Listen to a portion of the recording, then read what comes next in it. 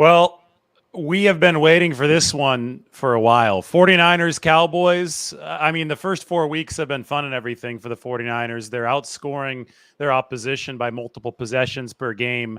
But everybody was saying, wait till week 5, wait till the Cowboys come to town. That's when this 2023 season is going to get real. And I would have to say that even past this, heading to Cleveland next week against the Browns, and then there's a game against Joe Burrow at Levi's Stadium. I mean, it's going to be really entertaining, very informative from here until the bye week. And then after the bye week, it just picks up again. Philadelphia's in December. But first, Larry, we got to talk Niners Cowboys. Larry Krueger joins the show again. We just saw each other at practice. You made it through 680 traffic. They gotta finish those express lanes, huh? Man, I'm going to update. I'm as soon as the stream is done, I'm going to roll down to like Kinko's or one of those places and maybe update my resume. I somehow made it back from Niner practice in the middle of afternoon drive. So, yeah, crazy. Well, 680. It is crazy. And as soon as those express lanes do fully open on 680, if you do take them, they're going to get really pricey. I take them on 101 a lot. I've resorted, people like, you take Bart to practice? I'm like, yeah, I actually do. I could work on the train. I go around the East Bayway from San Francisco down to Milpitas, and then I bike from Milpitas, or you could put on the light rail. But anything to avoid Bay Area freeways these days, which are picking back up. But anyway, you know what else is picking back up is this season. This is going to be fun. The 49ers and the Cowboys. I mean, Larry, you're a native. You know this rivalry. The 70s at Kezar, the 80s at Candlestick, the 90s back at Candlestick, also with that one NFC championship game the Cowboys won at Texas Stadium.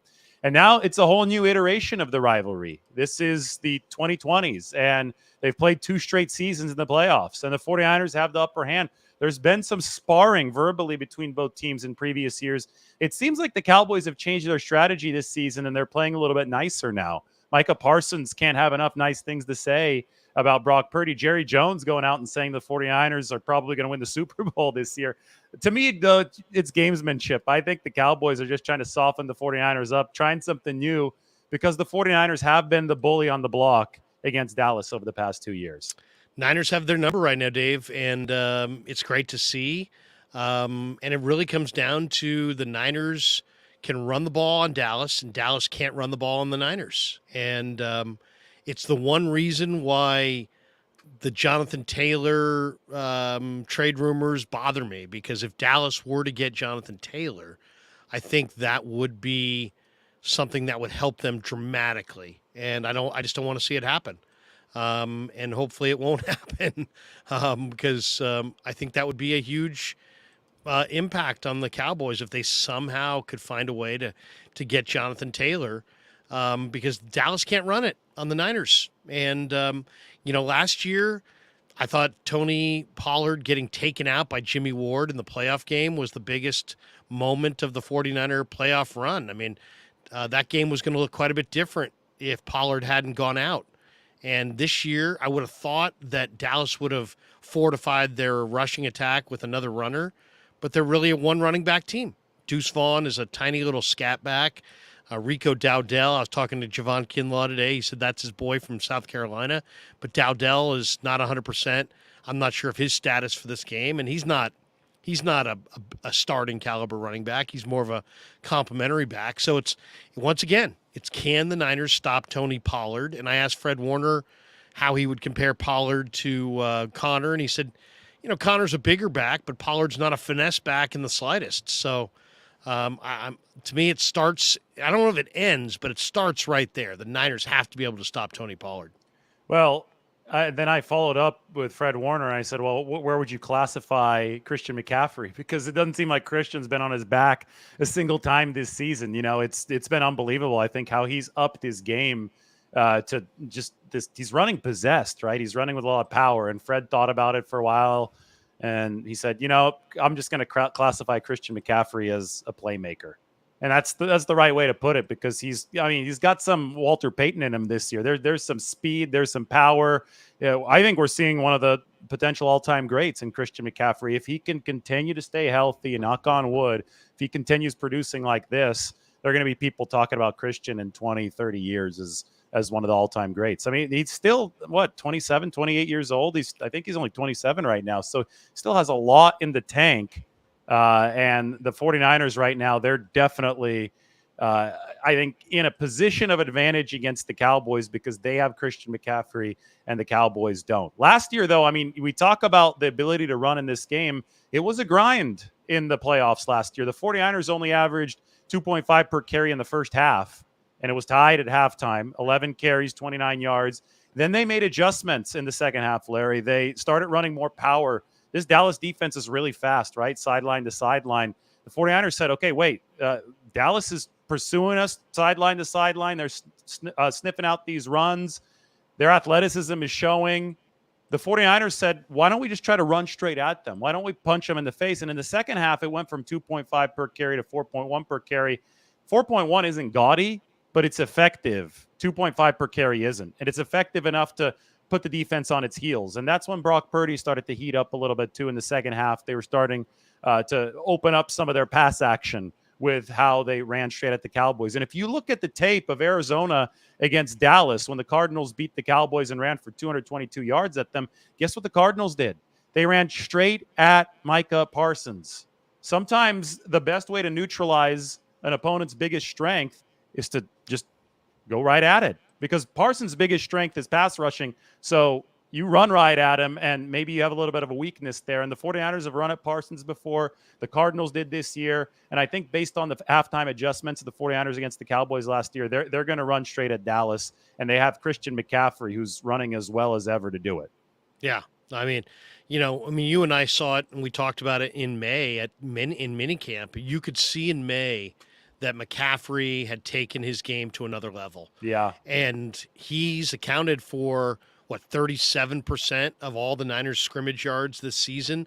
That's the most by any player on any team in the entire league. It's a little bit of a surprise to me, to be honest, because the Niners have such a bevy of weapons that I really didn't think that any 49er would account for 37% of their scrimmage yards. But Christian's taken it to a different level. And, he stood out in minicamp. He stood out in training camp. And I totally agree with your assessment on Parsons. I think Parsons is an outstanding pursuit player, whether it's pursuing quarterbacks or pursuing the run away from him. And I think the best game plan is to run right at him. Now, the problem is that you got to locate him, because they'll move him from right defensive end to left defensive end. They'll move him from left defensive end to sandwiching him in the A gap. I mean, they move him around looking for mismatches and trying to free him up. But I think you're absolutely right. Don't run away from him. His greatest attribute is his pursuit ability. Run at him and see if you can, put a hat on a hat and bury him. He's 6'2". He's about 245 pounds. But what makes him super special is the movement ability. Yeah, so take away that pursuit ability. He's always involved in a play. It's phenomenal. When you watch the Dallas tape, you see Micah Parsons always around the football. And for somebody who rushes the passer as effectively as he does, that's phenomenal, because normally you would expect, the middle linebacker type to be always around the football. But this guy is also really high on the pressure count and the sack count. He truly is a special, versatile player. The first play, the first throw for Brock Purdy last year against the Cowboys, good embodiment there of the instincts that Micah Parsons plays with. They tried to run a screen to Deebo Samuel, and Micah sniffed it out, instincts the whole way. He just decided to cover Deebo instead of rushing the quarterback. So Brock Purdy looks to throw the screen, sees number 11 there, and is like, whoa, I can't throw this. And in the time that he, had determined that he couldn't throw that football because of Micah Parsons, Osa Digizua, who's one hell of a defensive tackle, explosive interior rusher, sacked him. And it was that kind of stuff that happened throughout the entire first half. The Cowboys were ready for the 49ers screens. They were ready for play action. They stayed at home. They were playing smart. And I think the reason they were ready for all that is because they were slowing the run in the first half. The run was the perimeter run was playing right into the Cowboys' hands. That was the kind of stuff that Micah Parsons could pursue. The reason they weren't as ready for it in the second half is because the 49ers were able to establish a little bit of that ground game. And then that becomes the spine of your offense, right? But, I mean, you talk about the mismatches that Parsons is going to try to find. He found one last year with Mike McGlinchey on the right side. McGlinchey gave up 5 pressures. Daniel Brunskill gave up 3. Burford, remember they had the platoon at right guard. Burford gave up 1.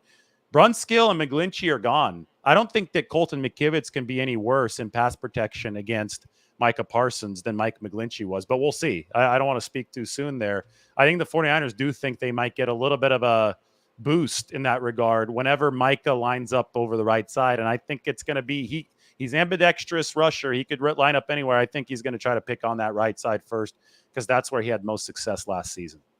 Well, and he's got 20. Parsons has 27 pressures. DeMarcus Lawrence has 15. They got great depth of rushers too. Sam Williams is good. They've got a bunch of different guys. I mean, Dante Fowler is just like one of their many pass rushers. So, but you know what? I actually think that the way the schedule laid out for the Niners is going to really favor them in this game. And what I mean by that is they now in back-to-back weeks have had an Arizona team that blitzed only 17%, which is the lowest blitz rate in the league. And then they had a game against the Giants where, the Giants have Kayvon Thibodeau, but they also sent a bunch of exotic blitzes, and they blitzed 85% of the time. Cowboys blitzed 31% of the time. That's the 7th highest rate in the NFL. So I kind of like the fact that the Niners have that Giants game under their belt. I don't think they're going to see more exotic blitzes in this game than they saw in that game. The key to Dallas, Dave, is staying connected to them as far as on down and distance and on the scoreboard. If you somehow get disconnected from them, if they can get you into a 3rd and long and it's an obvious pass rush situation, they're overpowering. And if they can get you, in a situation where you're down 2 scores or 3 scores, then they're overpowering. If you can stay, ahead of them or even with them on the scoreboard and on down and distance, you're going to beat them. If you can't, it's going to put a ton of pressure on Purdy, a ton of pressure on McKivitz, a ton of pressure on the Niner line, and it's going to be a monumental challenge. You want to play this game downhill, absolutely. And I think Dallas is as big of a boom or bust defense as there is in that regard because they are so focused and tailor-made on creating those interceptions. So here's how the 49ers approached it last year, and I think that this is a winning formula. You know why? This number down here, 0 interceptions. Purdy didn't turn the ball over. Now, he hasn't played a bad game yet. We can talk about that in the big picture in a little bit, but let's just focus on how he played the Cowboys. Statistically, this was his least impressive game last season, this season. Any NFL game for Brock Purdy, statistically, we didn't see any gaudy numbers. But what he did was he limited mistakes, and you could see a game plan here for Brock Purdy that is tailor-made to combat the Dallas pressure. Notice most of the throws are to the right. I talked about most of the pressure coming from the right. We talk about Dallas's blitz rate, number 7 in the league at 31%. Most of the blitzes, I just watched all the tape yesterday again, came from the right. Generally, the way to beat pressure is to throw in the direction of the pressure because the pressure is going to vacate a certain area of the field. So what Kyle Shanahan did is he schemed up a lot of throws to the right. And what this doesn't say, but this was part of what NFL Next Gen Stats posted after that game, is that about 80% of Purdy's throwing yards came on in-breaking routes. So what that means is the 49ers weren't trying to run slower developing stuff to the numbers. They're trying to run in-breaking routes to two things. Take advantage of the cover one that Dallas is going to run a ton of. That's bringing the safety up. So middle of the field has a little bit more room. But it's also quicker for a quarterback to be able to get the ball out on an in-breaker than an out-breaker just by the laws of geometry. It's closer, right? And I think that's a huge thing to note, that they were able to diffuse Dallas's pressure last year by scheming up a pass game that specifically attacked Dallas in the fastest way possible, and that was in breaking routes to the right side of the field. Yeah. You just said it. I mean, the Cowboys play a ton of cover one, 63% cover one. I was looking at that number. That's the highest rate in the entire NFL.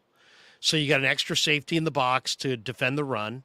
And I think they're gonna play some robber and try to give Purdy a different look pre-snap and then rotate into something different after the snap. They're going to try to fool him. They know he's smart. They know he can break them down if they stay with their pre-snap look all the way through. So I think you're going to see them try to fool them, try to rotate late. I think the favorable matchup here is George Kittle. He was the Niners' leading receiver against Dallas last season. A lot of people have asked the question, Dave, on my streams, hey, where's George Kittle? Where's George Kittle? When are we going to see George Kittle featured? The answer, folks, week 5 against the Dallas Cowboys. Just like last year in the playoffs, right? He was the leading Yeah. receiver, five for 95. One of the big plays that isn't even on a stat sheet. Remember the hold that he drew? Purdy got sacked. Kittle draws a hold near the goal line. That would have been a field goal attempt for the 49ers. They wouldn't have scored a touchdown in that game, but Kittle drew the hold, extended the drive. McCaffrey scored the touchdown. Kittle got the ball, handed it to Jerry Rice. It was kind of a moment of 49ers nirvana against the Cowboys there. But, I mean, he was the guy, right? And you're right. Against cover one, I'd expect him to get some looks against Curse, Jaron Curse, the safety. 5 different Cowboys covered Kittle on his 5 receptions last year, though. So nothing seemed to work for Dallas. And I agree with you. I think they're going to try to exploit that again.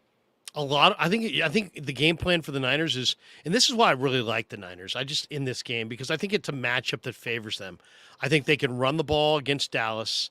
Even, I think they'll have more success running it in this game than they did last year, because I think McCaffrey looks better. I think the line is blocking better. But the real key number 2 is the Cowboys allow 5.7 yards after the catch per reception. That's 27th in the NFL. So the Niners have been getting a lot of good, yak yards, and that you could say the Niners are a yak monster team, the yard after the catch. So there's really 2 factors in this game. Can Brock take care of the football, and can the 49er O-line, which allowed only 3 total pressures against Arizona, can they block Dallas's front, which is it's personnel-wise, this is the best front they've faced. So that to me, those 2 questions, if the Niners can get the ball out fast, play with, some tempo, run the heck out of it, short pass them to death, I think it kind of plays into what the Niners want to do anyway. So I really like the 49ers to dominate the time of possession and win the game. I don't think it's going to be an easy game, and I could see Brock throwing an interception in this game, or I could see the 49ers turning it over once or twice. But I think ultimately the 49er defense is also better positioned this year to defend Dallas. Yeah, and speaking about that, you mentioned Dallas is one of the worst teams in the NFL in terms of defending yards after the catch. The key is to put your receivers in position to actually get yards after the catch, right? The catch has to happen. You can't give up a sack or something else, or you can't throw an incompletion for the yak opportunity to be there. So if you can put Dallas in that position, they're vulnerable. Conversely, the best NFL defense against the yak, the San Francisco 49ers, giving up only 3.8 yards after the catch per reception. And that is huge because of how opponents are attacking the 49ers this year. They're so scared of their pass rush that it's all quick release against the 49ers, assuming that there's no run game on the other side. Arizona had a bit of a run game last week, so they didn't have to release the ball as quickly. But if there's no run game, or if it's a weakened run game, it's going to be quick release, quick release, quick release. Dallas has switched in general to a quick release offense. They're running the Texas Coast offense with Dak Prescott. The average air yards have gone down. The release time has gone down. So the Cowboys are obviously playing for yards after the catch. The 49ers have completely snuffed out the yak. And it's such a necessary thing for the 49ers to do if everybody's running quick release against their pass rush. Because if you're throwing short and you're sacrificing the longer out trees to do that, right? Because guys can't get open in a shorter amount of time. So the way that you're trying to make up for the explosiveness that you've lost in compromising the longer route trees is through yards after the catch. And if the 49ers have Dre Greenlaw and Fred Warner acting as vacuum cleaners out there, 10 tackles apiece per game, then you have cut off all explosiveness from the opposing offense. And one thing, Larry, that Dallas is struggling with this year with the quicker release game, their offense hasn't been nearly as explosive as it was in the past. They've cut down on the interceptions, but the explosiveness is down. And the 49ers have been good at snuffing out explosiveness from their opponents. So that's where I think the 49ers have the biggest advantage. They have a top 10 defense. It's not perfect, but it definitely is ahead of where the Dallas offense is right now. If you look at the DVOA rankings, Dallas is number 16 offensively, number 1 defense, number 16 offense. And I think the issue, Larry, is that they haven't been able to fully figure out how this Texas Coast offense is going to generate explosive plays with the quick release. And that's exactly what the 49ers have specialized in stopping. Yeah, and they're a little bit more predictable. They're going to run it with Pollard. They're going to throw it to CeeDee Lamb. Now like they had more. Like look at the Niners last year compared to this year, and look at Dallas last year compared to this year.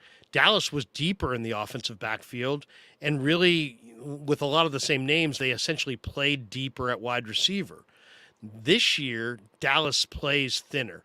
It's a lot about Pollard and it's a lot about CeeDee Lamb. And you're right, they're throwing it short and they're trading efficiency and protecting Dak over explosives. And you mentioned it. Dak's snap to release is 2.4 seconds. It's one of the fastest times in the NFL. So the Niners are not going to get a lot of sacks in this game, most likely, unless they pile up a big offensive total and get a big separation on the scoreboard and make Dallas kind of go away from their plan and start challenging down the field. So I don't expect a lot of sacks here. I really don't. And you've seen the difference in Dallas's approach really helped Dak as far as his interception rate. But it's also hurt, as you mentioned, his explosiveness. So they have some explosive weapons outside of CeeDee Lamb. They just don't utilize them a lot. Gallup's got pretty good speed. Turpin is a home run hitter. Deuce Vaughn in open spaces is no picnic to cover, but ultimately they're not as explosive. And this is where I think the Niners really have the major edge is it's whoever plays the cleaner game penalty wise. Dallas played kind of a sloppy game against Arizona, and when you don't have explosives, what does that mean? That means it's going to take more plays to drive the football down the field. Well, if you have more plays on the field, odds are you're going to make a mistake somewhere along the line and fall behind the chains. And so if I'm the 49ers, you play them straight up and you limit their yak yards and then let them make mistakes, because of the last 3 games or so, they're committing penalties. They're making mistakes. They're slowing themselves down. I thought Dallas was sloppy against Arizona. So I think that's going to be big. The other thing is, Tyron Smith is a major player for them at left tackle, and Chuma Adoga has allowed significant pressure in his place. And I just think that's Zach Martin's also not 100%. And I think there's a very good chance that the 49ers defensive line really wins up front in this game. Yeah, here we can visualize what this offensive line looks like for the Cowboys right now. I could highlight it up on the screen. As you can see, they have put Tyron Smith's name in red because I think he's going to be highly questionable for this game. Has missed the past 2 weeks. This is no longer the Great Wall of Dallas, right? A few years ago it was. This was the best offensive line in the league. They have major issues at tackle right now. If Smith can't go, you mentioned Chuma Adoga. He's given up 9 pressures this year. It's not much better on the other side with Terrence Steele, who's really struggled. So this Dallas offensive line, particularly at the tackle positions, it's not your stereotypical Cowboys line. Everybody, I think, always kind of just expects, based on reputation, for the Cowboys to have a really good offensive line. I don't think it's that. And I think the 49ers definitely have a potential upper hand there. But, it's fascinating because there's a lot of people that do all the hand-wringing about Nick Bosa and the lack of sacks, and it's just, to me, that's a lack of understanding of how this 49ers defensive line operates. Take a look at this clip, Larry. I got this ready. Jordan Elliott posted this online. He's the guy that highlighted Eric Armstead. This is Eric Armstead just knifing in. And as soon as I hit play, you're going to see it's impossible to get a sack on this play because the ball comes out so quickly. But the pass rush is still dominant. So here we go.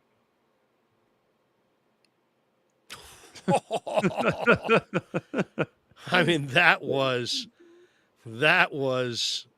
Highway 70. Is that guy 75 or 76? 76. Highway 76.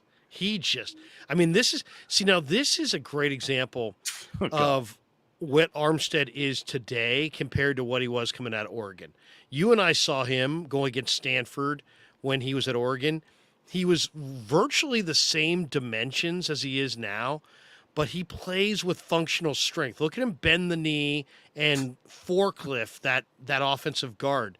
Most teams will take their strongest offensive linemen and put them at the right guard spot. And he just forklift this guy, and it was like he was throwing me around. I mean, that was unbelievable. I'm going to pause it at opportune spots here just so we could watch the technique. I mean, at this point, this is like you said, this is a grown man, maybe the strongest offensive lineman for the Cardinals, at least in close quarters, because he's playing at that guard position. And Armstead has disabled him within a couple steps. And also the and hit the wingspan. quarterback in one Yeah, swoop. well, he's so tall, right? So that wingspan, that reach, we saw it against Kenny Pickett in Week 1, the Charvarius Ward interception. Armstead was double teamed; he wasn't able to get through the double team, but he was able to get his arms up, and he's so long that he got into Kenny Pickett's line of sight, and he threw a terrible pick to Charvarius Ward. So he's impacting these plays without getting sacks. As you could see here, this easily could have been intercepted had the 49ers had some better luck, because he just threw this half-hearted duck out there. Fortunately for the Cardinals, there was nobody in position to get it. But, I mean, we'll watch it one more time. Eric Armstead against this Arizona defense and against any defense is doing some impressive stuff. And the reason I brought this up is not just Armstead. Now focus on everybody. Watch that entire pocket really collapse. Even Bosa working against right tackle right now. I mean, if you have Joshua Dobbs hold on to that football another second, it will be a meeting of about 3 guys at Joshua Dobbs. So that's why they have to go ultra quick release. All these opponents are going ultra quick release because the 49ers pocket is doing that. They are constraining the quarterback into one spot, into one type of throw, and that's the quick throw. And if that throw is complete, well, great. Then the 49ers are leading the league in yak defense. They're not allowing any yak, only like 3 yards per catch per reception, which is nothing in the NFL, because that's an average of every single reception, including the bigger ones. So if you can keep an opponent in the 3s, then that type of offense that we saw there, the quick release offense, is not going to be explosive. Now, that being said, people are probably wondering, well, why is this 49ers defense not ranked number 1 then, if they're so good up front? I don't think they've completely tightened all the screws yet on the back end. They obviously still have a weakness that Arizona last week exploited, and I expect Dallas to try to exploit it as well. The 49ers run a nickel corner swap whenever a top receiver comes inside, because I guess they don't trust Isaiah Oliver against a top receiver. So Arizona last week went opposite of what they did on film, and they moved Marquise Brown into the slot, Hollywood Brown. That made Deommodore Lenoir move into the slot, kicked Isaiah Oliver out of the game, and forced Ambry Thomas into the game on the outside at the spot that Lenoir had vacated. And then Arizona started picking on Ambry Thomas with Mike Wilson, the receiver out of Stanford, double move there at the end of the first half. That really ignited the Cardinals, right? I fully expect Dallas to move CeeDee Lamb inside to see if the 49ers do the same thing. And then if Ambry Thomas is entered into the game as a result on the outside, that could be a place where the 49ers get picked on again. Yeah. I was talking to Kinlaw today. The Niners right now have their defensive tackles. There's great depth there, right? You got Armstead, he's healthy. You got Hargrave, he's commands a double team. You got Kinlaw playing the best ball of his career. You got Kevin Givens healthy. They have Kalia Davis if he's up. Where I think you're absolutely right as far as expect CeeDee Lamb in the slot. The Niners are going to be better later in the year when they can maybe introduce like a Darrell Luter Jr. or the return of Samuel Womack. Maybe after the trade deadline, they have another veteran corner. So I think there's reason to believe they'll be better on the back end later in the year. But the Niners have a phenomenal pass rush, and they're getting great push inside. The key, I think, in this game is going to be, can the Niners neutralize Dak from getting out the side door? Because if there's one thing, the one thing that is a little bothersome is that Cleveland Farrell and Kerry Hyder, when those guys are in the game, they don't really have good enough speed to snuff out guys coming out the side door, and they're leaning on Warner and Greenlaw to pursue, and a little bit of a Fonga to pursue and shut that down. That to me is a weakness. If the Niners had a little bit, either a Beal or somebody with better speed off the edge, in addition to Jackson and Bosa, because they play their D line in a rotation, and I've noticed Farrell's solid. He's always looking to knife back inside. He doesn't really want to run the loop because he doesn't have great speed, and his lack of great speed shows itself if the quarterback gets out of, is no longer hemmed in there. So to me, that's a major key. Can Farrell and Hyder, who are more power-based players at this juncture, can they avoid big plays or avoid Dak getting outside of contain and giving them busted plays? Because if he does, I think CeeDee Lamb's going to be able to get open down the field against the Niner DBs. Yeah, absolutely. And they're going to test that right away. And another benefit of putting him into the slot is even if that doesn't work for the Cowboys, even if the 49ers do keep Dak hemmed into the pocket, it's easier to run quick release to a slot receiver because just geometrically he's closer to the quarterback than an outside guy. So I think that they'll early on, they're going to move CD inside to just get some of that quick game going and also get the 49ers cornerback rotations in a spot where they like them more. Get Ambry Thomas into the game, and then if Dak can start breaking some of the contain and there's more time for receivers on the outside to win, that's when you could start picking on Ambry Thomas. I mean, that's exactly what Arizona did this past week, right? We didn't see them begin to move the ball until late in the first half after some of the adjustments had taken hold, and not until after the fake punt worked as well. I think the 49ers defense, it's a momentum defense too. When they're feeling themselves early in these games, you could see it against Pittsburgh. Pittsburgh was never able to get out of hell in that first half until the very end, I guess. At the very end of the first half, they were able to exit the doom loop, so to speak. But the doom loop for Pittsburgh was 5 straight 3-and-outs because they're facing a 49ers defense that was locked, loaded, ready to go, confident. I do think that once the 49ers are knocked off center a bit, that's when they've showed their defensive weaknesses this year. Pittsburgh started to move the ball a little bit after the 49ers got knocked off center. After the fake punt, Arizona moved the ball for 2 possessions before the 49ers recalibrated. If there's something that, specifically I would like to see the 49ers do better as a unit defensively, it is recovering from a punch a little bit faster. Because when they punch the opponent, when they land one, I mean, it's devastating. The 49ers are like Mike Tyson, and they compare Dre Greenlaw to Mike Tyson. But when the 49ers take a punch, they stagger a little bit. And I think that's something that Steve Wilkes is going to work on with the play calling, with the adjustments over the course of the year. I do not think this 49ers defense is anything near what the finished product is going to look like. But if we're talking about piecemeal improvement, they do want to avoid the 2 drives of struggle that they had against Arizona last week. Another key cog that Dallas had last year that they don't have this year is Dalton Schultz. Yeah. I think that's kind of big. Ferguson's not bad, but he's not Dalton Schultz. I think Schultz was a better player. The other area, talking to some people in Dallas earlier today, that they're very concerned about is they don't really have a lot of confidence in their backup offensive linemen. Not just Chuma Adoga, TJ Bass, Asim Richards, Brock Hoffman. I mean, the Cowboys and Zach Martin's not 100%. Tyron Smith may or may not go. So, I think Dallas likes their starting offensive line, and they think Ferguson's decent, but, they're not quite as good. When you take away Zeke and you don't really replace him with anybody in the backfield, and then you've got an injured Tyron Smith and you don't have really good backup offensive linemen, then you take away a Dalton Schultz and you replace him with Jake Ferguson. I think the 49ers, you could make an argument, Dave, are a better personnel outfit than they were a year ago. Deeper, healthier, Ayuk, Debo, CMC all look prime for big years. I don't see a huge regression going from McGlinchey to McKivitz. And then you've added Hargrave, you've added Oliver. I just think the 49ers look like their overall talent level looks a little better than last year, where I think Dallas has kind of regressed a little bit from last year. Yeah, well, the 49ers are definitely better along the front lines, right? Because Javon Hargrave is part of this team now. They didn't lose any A-list players. They might have lost some B-listers, but so far it looks like the 49ers have done a good job replenishing that talent with their own development. I think it comes back down to the rankings I opened this off with.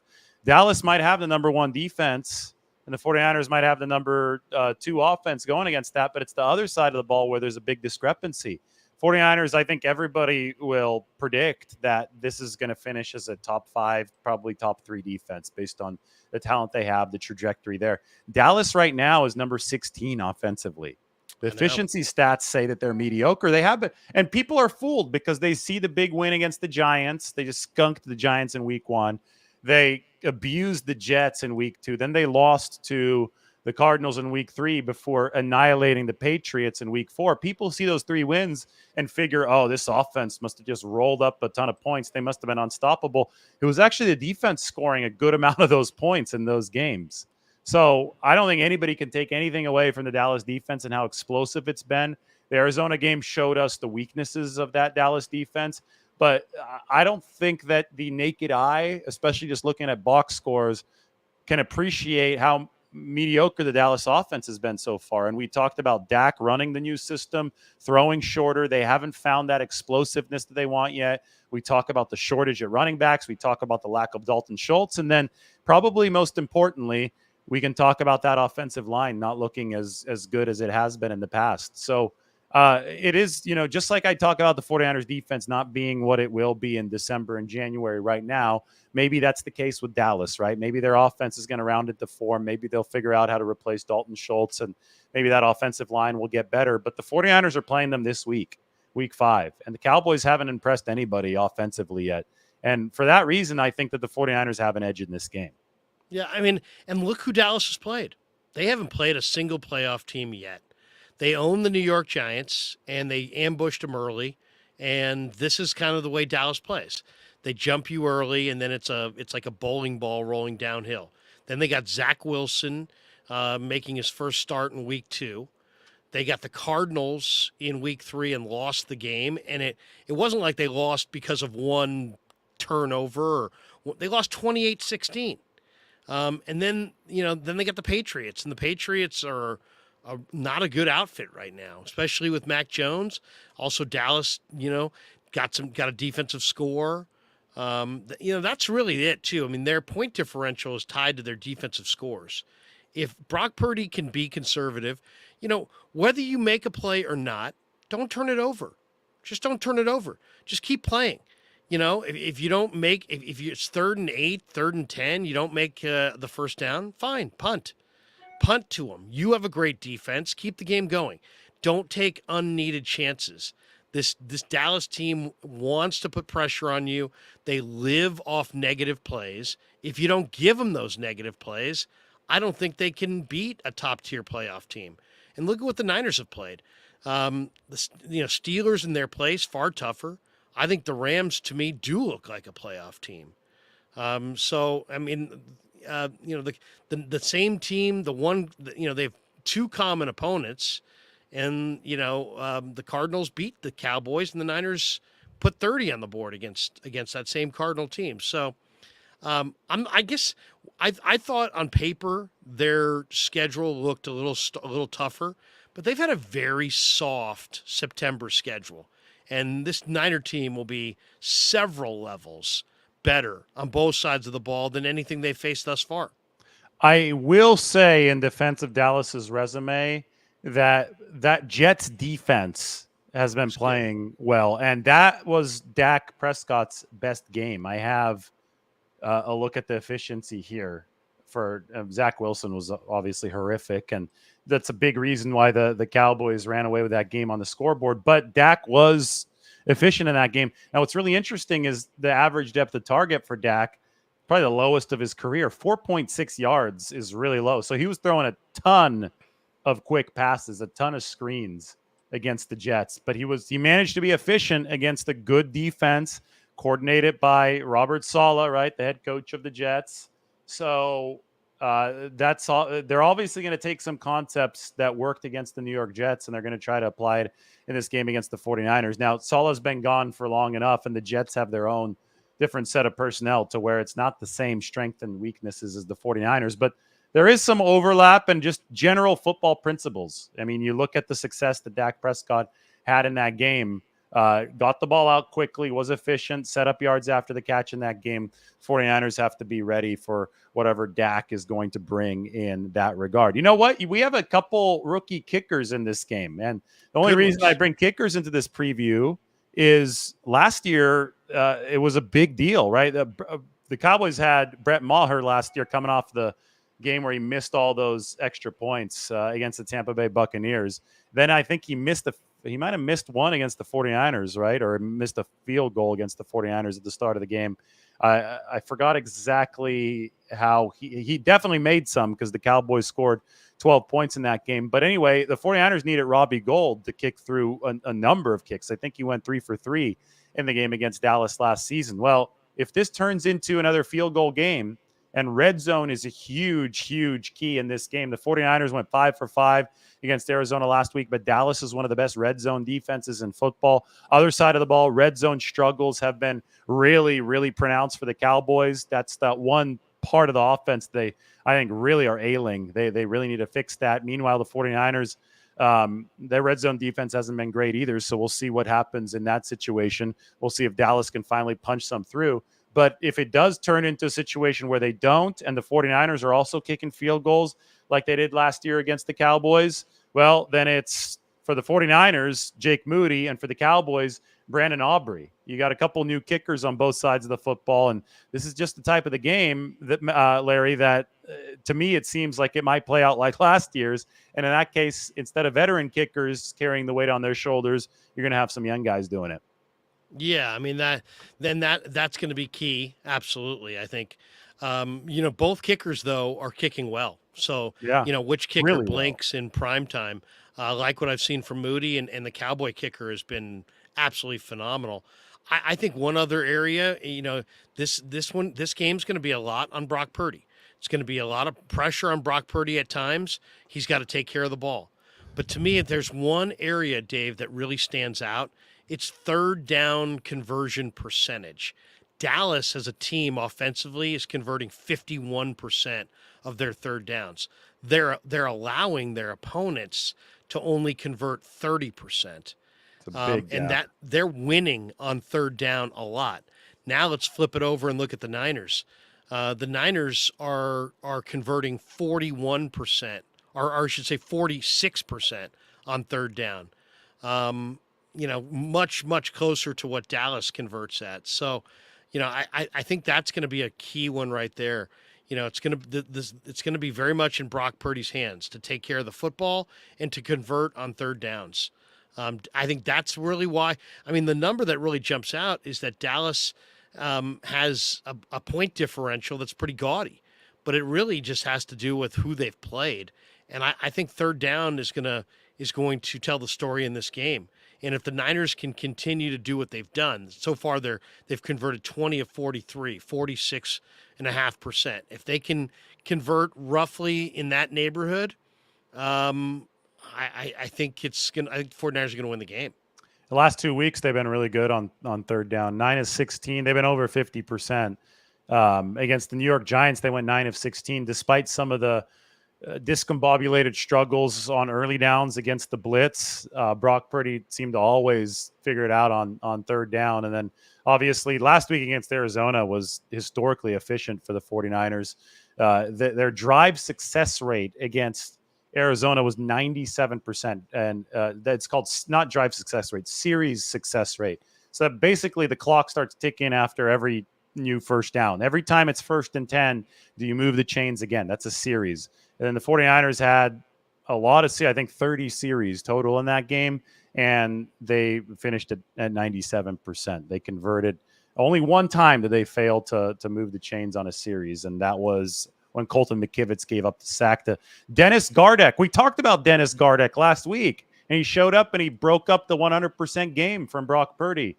So he played well. Part of the preview. Yeah, he did play really well. Now he had one spin. He had one move where he put McKivitz in the spin cycle. That was it. And that was it. Yeah, I mean that was it. And let's be honest here. I mean, I plan on talking to McKivitz tomorrow. McKivitz is in the crosshairs here. I mean, Dallas puts an enormous amount of pressure on you. I was talking to Spencer Burford today. He was talking about, how do you pronounce the kid's name from UCLA? Osa Odigizua. Odigizua. Yeah. He is really, really. Hankins is the monster in the middle, the two gapper. Odigizua is the pass rusher, and to me, it's about Parsons and Odigizua and neutralizing their outstanding rush.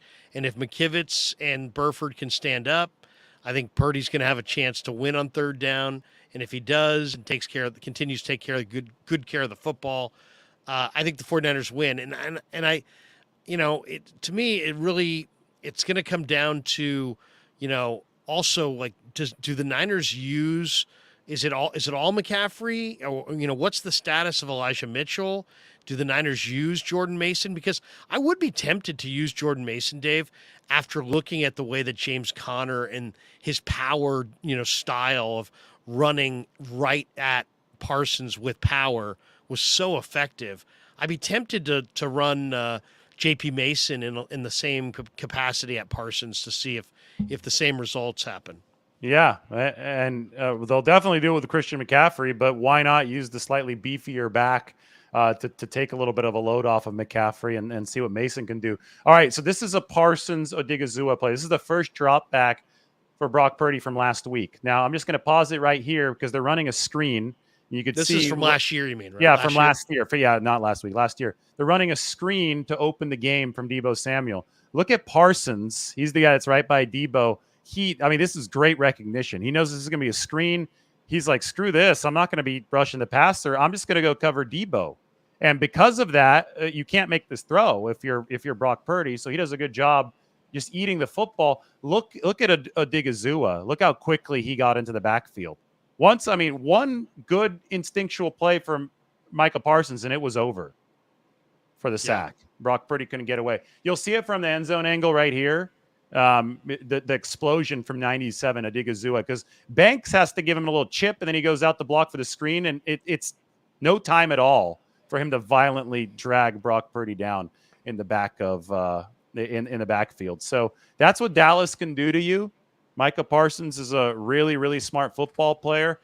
And that kind of recognition was happening, I thought, all game from Dallas, but especially in the first half last year. And you have to tip your cap to Brock Purdy for being able to overcome it to still have a good game. And, this is what I wanted to show you because I wrote this article today, Larry. This is the first defense that Brock Purdy is going to have to face that played him last year and is going to play him this year and has had an offseason full of time to study his tape and try to make adjustments. I know the Arizona Cardinals also played Brock Purdy twice last season and this season, but it's a totally different staff for the Arizona Cardinals and a lot of new players. But the Cowboys, this is essentially the same defense that Purdy played against last year. And it just so happens that Dallas held Purdy to the lowest efficiency so far of his professional career. Darker blue is better, darker red is worse.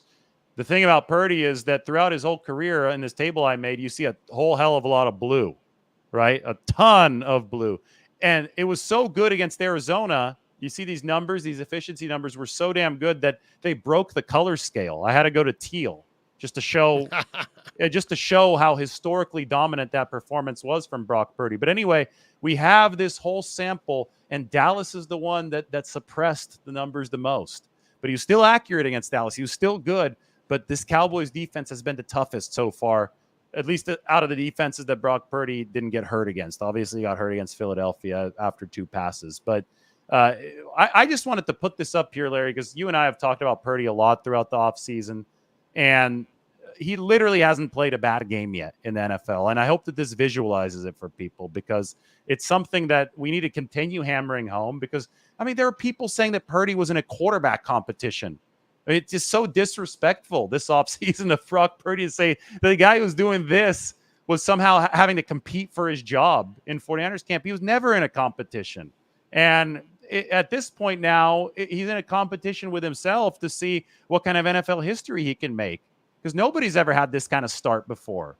This is certifiably crazy, and he's gotten even better. There's more dark blue past the delineating line from last season to this season than there was last season. So he was damn good to begin with, and he's gotten even better here in 2023. Well, I mean, okay, let's hit this, and I I don't like to go negative. Well, maybe I do, but I don't like to beat up on people for stuff. But the stupidest take of all time this offseason was the Brock's topped out.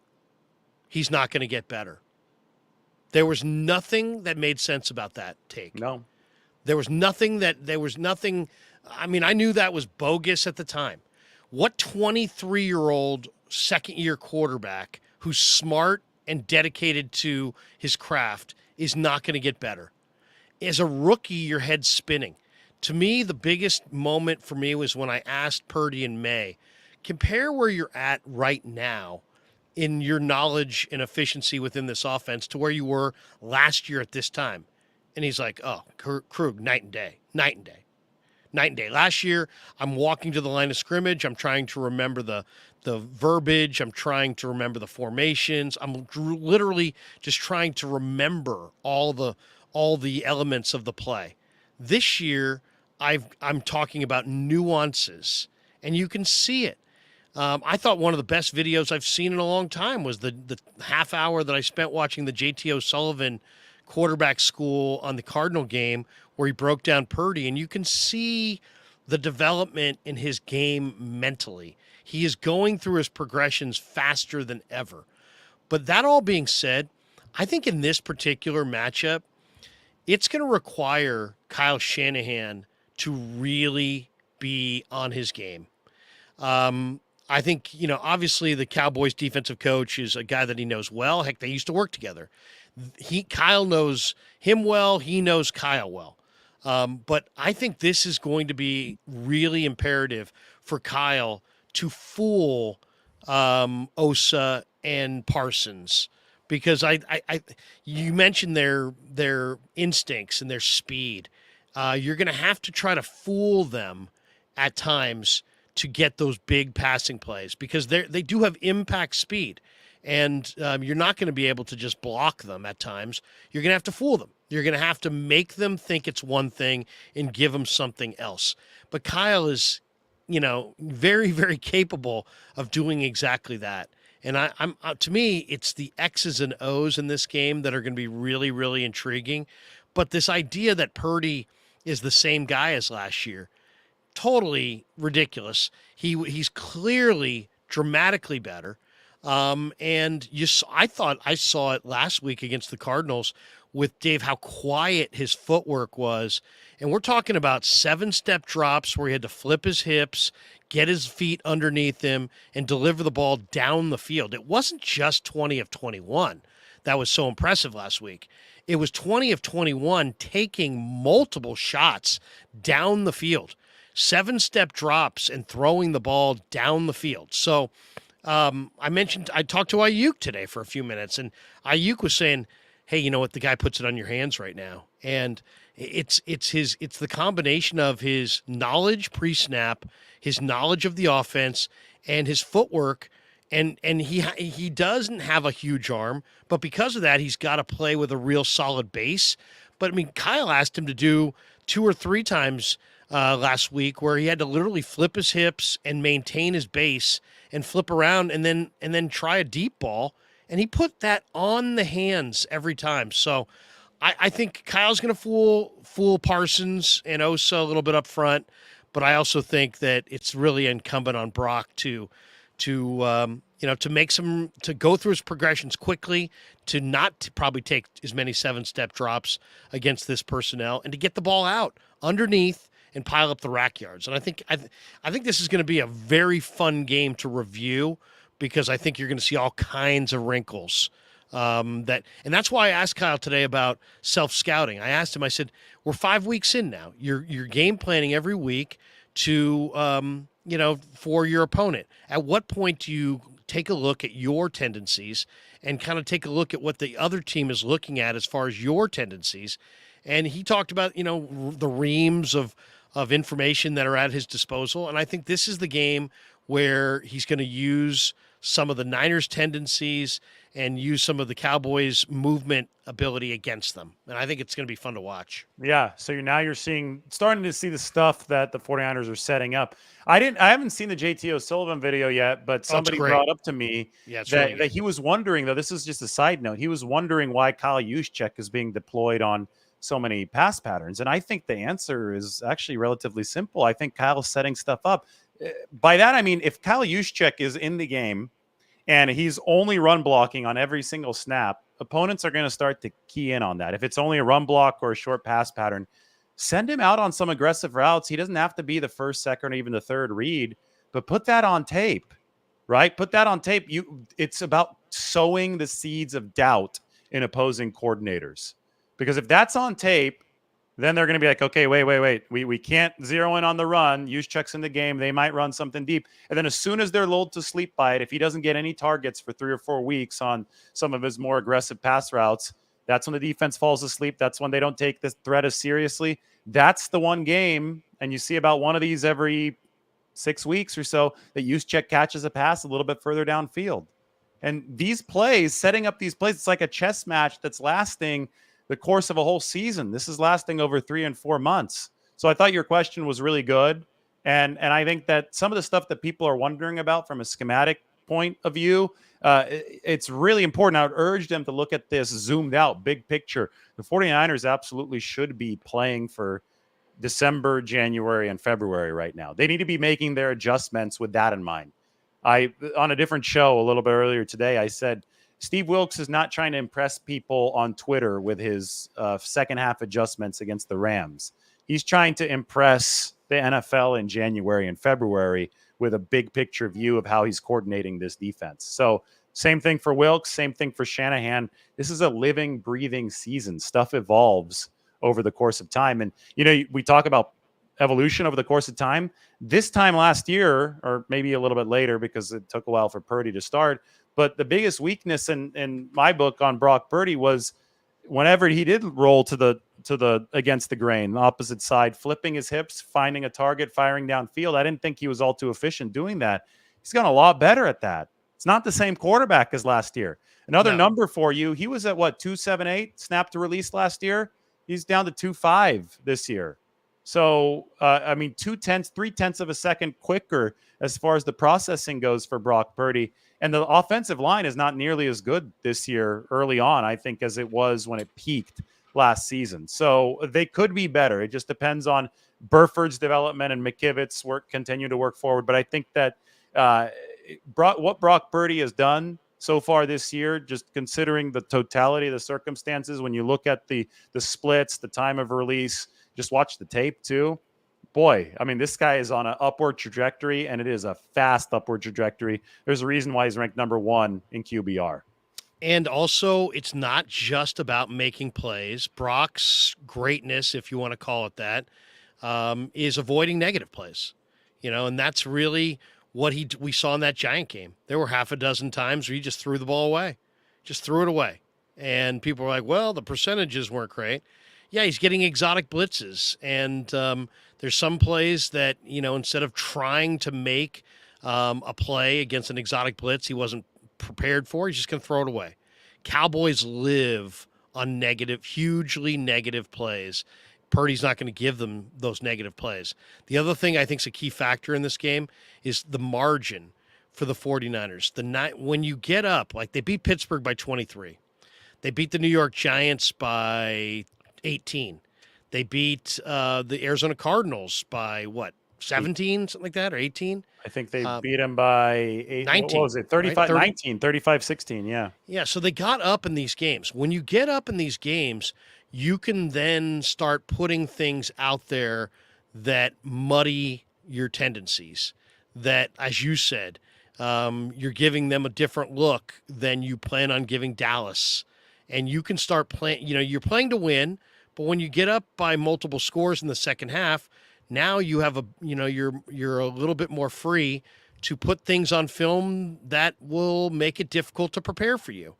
And they know that they've got tougher games coming. They play Dallas, they play at Cleveland, they play the Bengals in a rest disadvantage situation. They've got a Week 13 tilt in Philadelphia. They got Baltimore later in the year. So, they know. I mean, and when they get up in these games, and you're seeing Juszczyk and pass patterns down the field, it's just to, as you said, seeds of doubt. But ultimately, I think the real reason of the Niners here is that if Purdy just continues to play the way he's playing, where he makes plays, but when he doesn't make plays, he doesn't make negative plays. They punt and lean on their defense. I think that is the way to beat Dallas. The way to lose to Dallas is to create negative plays and to kind of, let their pressure up front force you into some hugely negative plays. And if the Niners can avoid those huge negative plays, I think they win this game. Why don't we set the table here to close the show with where both of these teams are? And I find this really interesting because the 49ers right now are essentially an inverse of where they finished several seasons. This is our team tier chart. So x-axis is going to be offense. Y-axis is going to be defense. The goal is to be up here, top right. See, the Buffalo Bills probably have the most balanced team in football right now. The 49ers have an excellent offense. Look how far to the right they are. They've almost caught Miami after Miami did not have a great game against Buffalo this past week. But the 49ers defense, yes, it's above average. It's amongst the best in the league, but it's not anything exceptional. Dallas, meanwhile, see the star up here? That's an exceptional defense. Guess who else is exceptional? Cleveland. But Cleveland's had a terrible offense. So they're way down to the left. The 49ers in the past, their logo had been about where Dallas's logo is. They had a above average offense, but an excellent defense. This year, it's the number 2 offense, number 7 defense. So the offense is tugging the boat this year. If the 49ers continue to improve defensively and the offense stays the same, well, theoretically, they can get where I was circling earlier on this map. They can get to the very upper right, which would make them firm Super Bowl favorites. I think Vegas has them as Super Bowl favorites now, Larry, but you could see how fun of a matchup this is going to be because Dallas is a tier 1/tier 2 team, and the 49ers are clearly a tier 1 team. This is a battle of the NFL's elite. A couple teams that at least have the potential, in the case of the Cowboys, to be true two-way teams, and that's what's going to make this so fun. On top of the fact that it's a big-time rivalry, right? It's this right here, Jerry and Dion. This is what I wrote a couple years ago on 49ers-Cowboys. I always like bringing it back this week. You remember these days in the 90s? Oh, my God. I love those days. I mean, I was at Texas Stadium in 95, the year after the Niners won the Super Bowl, when the Niners rolled into Texas Stadium as 13.5-point underdogs with an injured Steve Young and smoked the Cowboys. Yeah. Elvis Gerback, Gerback and Derek LaVille. And Jerry scored, before we were even in our seats. And Merton Hanks, I think, got in the end zone that day. And Ricky Jackson was huge. And the Niners ambushed them. Dallas would go on to win the Super Bowl that year. Back to that chart, though, that you were showing, I think that chart is not even quite reflective of where the Niners actually reside. Why? Because the Pittsburgh game, there was a good quarter and a half where the 49ers were allowing the Steelers in a very soft coverage to, just complete balls in front of them, and the coverage was very soft. And they were just, you know what? You want to take time and throw underneath, Kenny Pickett? Go for it. I really think they're defensively better than those numbers show. And I think that offensive number, what's really impressive about that, to me, that is 4 guys. That is what we saw in camp. The obvious improvement of Brock Purdy and evolution from year 1 to year 2, huge improvement there. But what we're really seeing is 3 dynamic skill position guys all having their career year type situations. I mean, physically, Debo, Ayuk, and CMC are all in that career year, physical mode. They all look like the best they've ever looked. And so I think those 3 weapons plus the improvement from Purdy makes the Niners a much improved offensive team. And I think if they really played it straight out, I think they're pretty much right there with Buffalo. When you factor in their kind of bend but don't break, way of getting through a couple of these games. If they had gone full bore, I mean, look at the Niner defense, when they really were dialing it up. It's been much more dominant. That number is impacted by all those easy yards they gave to Pittsburgh in week 1. All right, Larry. Well, I put your theory to the test. I filtered out for garbage time. Are you ready? Yeah, I'd love to see it. We're going to This pop should it be open great. on the screen. Give me a second here. All right, here we go. Without further ado, let's see where the Niners Drum roll, move to. please. Yep. Bingo. There they are. They're the only firm tier 1 team when you take out garbage time. But Buffalo is there, but the 49ers are, I mean, look at their defense has risen above Buffalo's. It's also risen above Dallas's. And guess what? When you take out garbage time, the 49ers offense is better than Miami's. Do you see that? Right. Yeah, and because Miami just ran up the score on Denver, so a lot of Miami's efficiency is there. So the 49ers have the number 1 offense and probably the number 4 defense behind Baltimore, Jacksonville, and Cleveland if you discount garbage time. And that is enough. Cleveland's got some spectacular individual defenders. I mean, Myles Garrett, Denzel Ward might be as good as there is at their positions right now. I know Bosa's Bosa, but Myles Garrett's been amazing. And then they added Zadarius Smith. And then Denzel Ward is just an elite corner. So, I mean, that to me is that right there is more reflective of, I think, what kind of team the Niners are. And, Dallas is still there, right? They're right there, they're still a very good defensive team, but not as good. They're still a good offensive team, but not as good. And I think outside of turnovers, which are always, the great equalizer in the NFL, turnovers and negative plays, 49ers should win this game. I'm saying 31-21, something like that. Yeah, I think 24-17 was what I initially predicted, so we'll see if it sticks to that.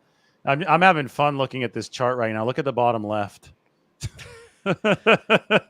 Which this is crazy. And by the way, look who also is on the bottom left. It's the Jets. And what are the Steelers are back here too. But look at the teams.